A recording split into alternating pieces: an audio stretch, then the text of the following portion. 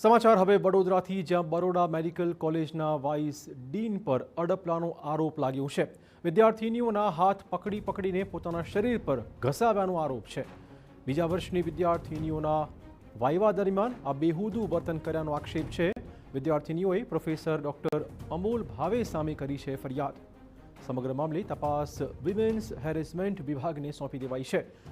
આક્ષેપિત professor Amol ભાવેને vice dean પદેથી હટાવી પણ દેવાયા છે। પ્રોફેસર અમોલ ભાવે તમામ આરોપો નકારી કાઢ્યા છે। છેલ્લા 28 વર્ષથી અહીંયા છું અને ક્યારેય આવું બન્યું નથી। તપાસ કમિટી સામે મેં જવાબ રજૂ કર્યો છે। આ તમામ પ્રકારની વાતો તેમણે કરી હતી। આ રીતે કોઈ જ રીતે મારા તરફથી છેડતી કે હું કંઈક રોંગ ઇન્ટેન્શન્સથી એમને અડક્યો એવું કોઈ દિવસ આજ દિન સુધી મેં કર્યું નથી। હમણાં પણ કોઈ જ એવા ઇન્ટેન્શનથી કે કશું જ નોટ એટ ઓલ એવું।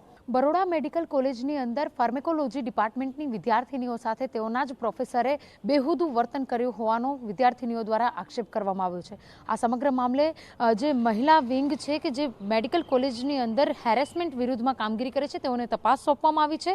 જે રીતે પ્રાધ્યાપકે વિદ્યાર્થીનીઓના હાથ પકડીને પોતાના શરીરે ક્રીમ ઘસાવડાવ્યું હોવાનો પણ આક્ષેપ કરવામાં આવ્યો છે। જોકે હજુ સુધી આ ઘટનાને લઈને કોઈપણ પ્રકારની ફરિયાદ પોલીસમાં નોંધવામાં આવી નથી।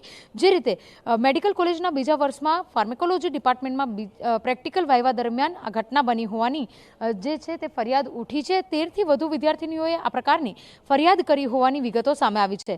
જે રીતે ફાર્મેકોલોજી ડિપાર્ટમેન્ટના સિનિયર પ્રોફેસર ડોક્ટર અમોલ ભાવે સામે આ ફરિયાદ નોંધવામાં આવી છે અને હાલ આ સમગ્ર ઘટના બાદ જે રીતે તપાસ કમિટી દ્વારા તપાસ કરવામાં આવી રહી છે, સાથે સાથે આ જે પ્રોફેસર છે તે વાઇસ ડીનના પદ પર હોવાના કારણે તેઓને તે પદ પરથી દૂર પણ કરી દેવામાં આવ્યા છે।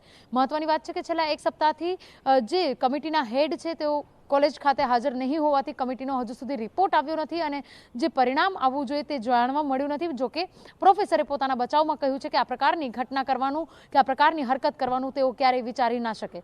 તપાસ કમિટીનો રિપોર્ટ, વિદ્યાર્થીનીઓનું નિવેદન અને ત્યારબાદ જે રીતે સુપ્રિન્ટેન્ડન્ટ અને ડીન દ્વારા કરવામાં આવેલી કાર્યવાહી બાદ જ સાચી ઘટના શું હતી અને કેવી રીતે આ સમગ્ર ઘટના બની તેનો ખ્યાલ પડી શકે તેમ છે।